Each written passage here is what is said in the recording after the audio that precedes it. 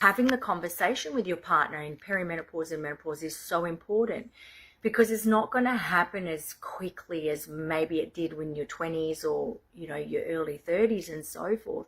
Once we start to have kids, we're a little bit more stressed, we're a little bit more run down. Our mind gets diverted quite quickly, and the last thing we want to do is have sex. So that's really going to have a role in diverting your libido overall. Having that conversation with your partner is so important, and a lot of women don't do that.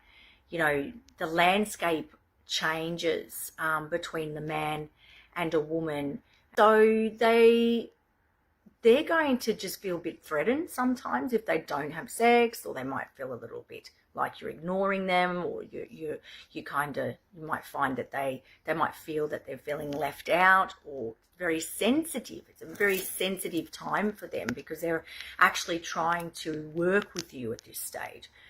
Most of them. If they're not, then that's another conversation you have to have, and that's something you really need to dig deep and have a look at.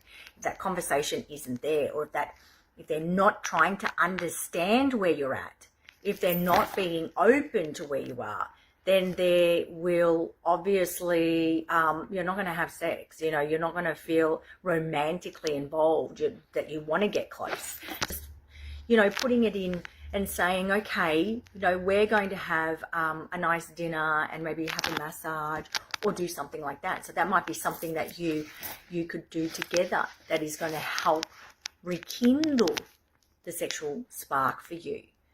Because a lot of women feel that they lose it because they're probably not in tune as much